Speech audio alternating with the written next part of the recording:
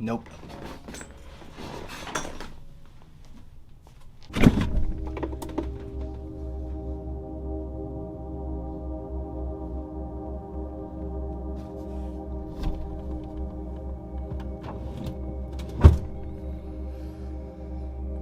Nope.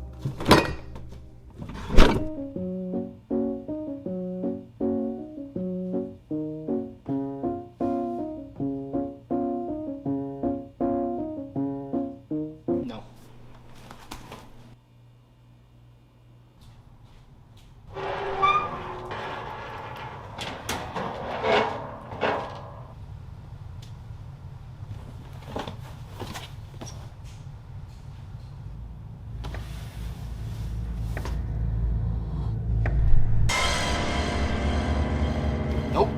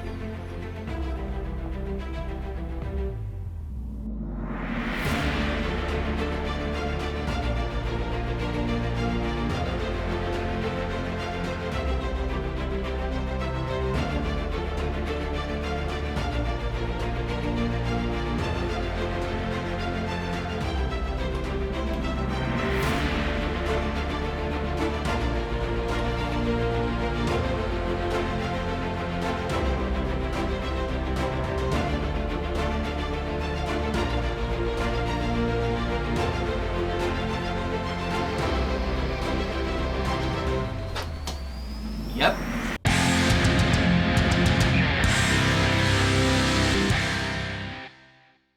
When we go to the theaters to watch a scary movie, we think about directors such as John Carpenter, Wes Craven, George A. Romero, Sam Raimi, James Wan. The list goes on, but yet, in the last few recent years, there's actually been a certain director that's been capturing audiences' attention within the horror genre, and that's none other than Jordan Peele, with his third latest film, Nope. Now, is the movie good? Maybe, or maybe not. Let's find out.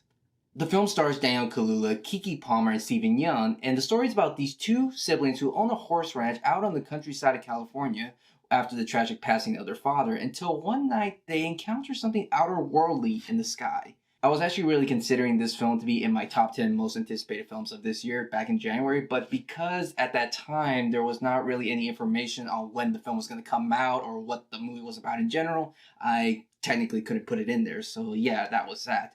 But luckily, I was able to watch this movie this past summer at my workplace with all my other co-workers at a Wednesday midnight premiere screening. I mean, for us, when we work at a movie theater, we're actually given an early employee screening one day before the general audience does, so yeah, I guess you can consider us very lucky. But not also just that, we were actually looking very forward to this film just because we were just so curious because this movie was just so mysterious and we didn't know nothing about it. And we were even trying to figure out what the word nope was even used for in this film.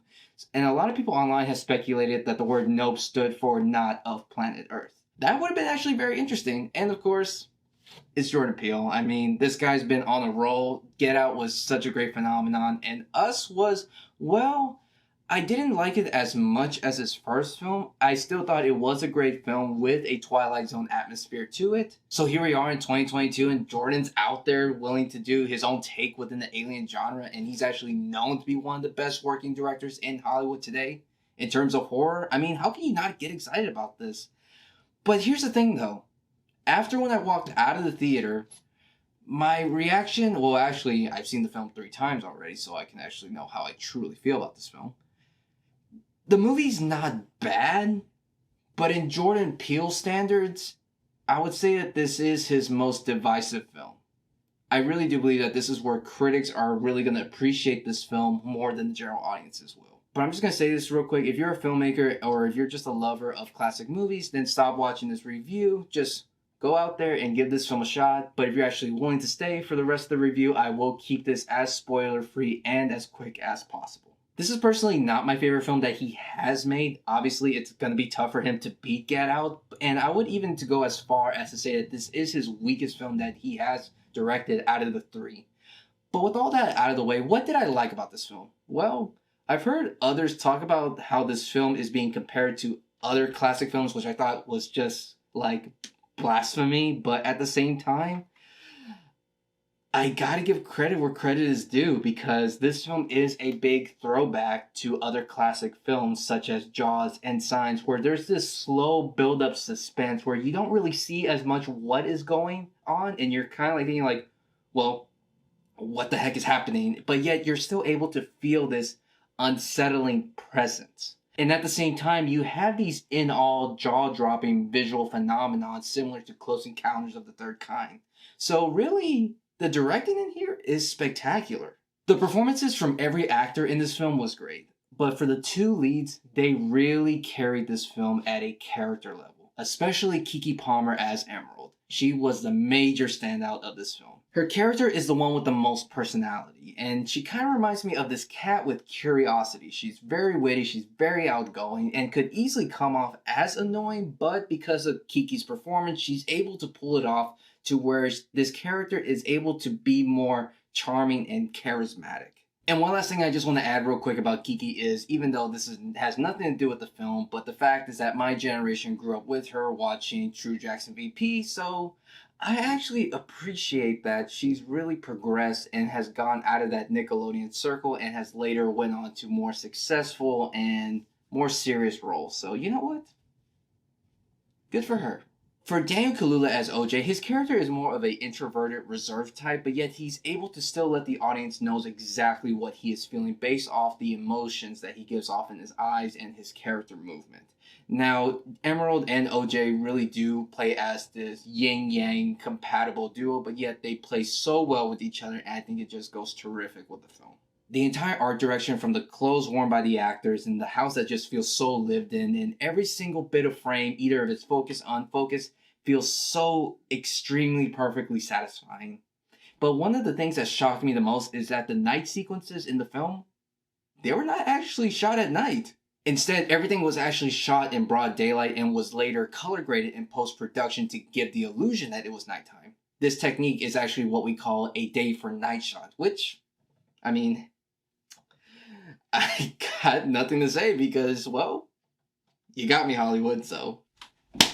The comedic relief, given how suspenseful this film is, really does work. Not only is it only just about timing, but is that Jordan is using both comedy and horror.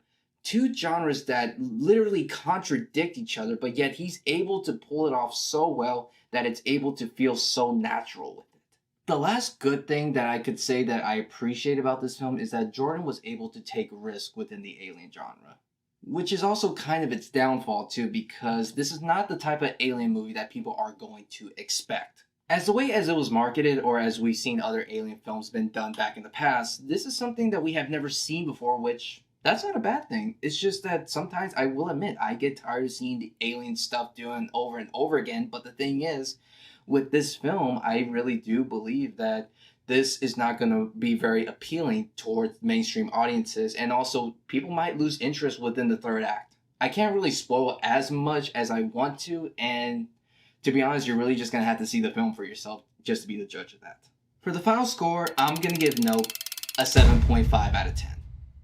Just real quick, I just want to give a big thanks to my workplace and the volunteers at Studio Movie Grill for handing me and the employees some of the Nope merchandise, such as this bandana and t-shirt. It really means a lot, and it actually does beat going at least one day without wearing uniform, so yeah. Anyways, thank you guys so much for watching this video. If you haven't already, subscribe here to the channel for more content, and until then, I'll see you next time.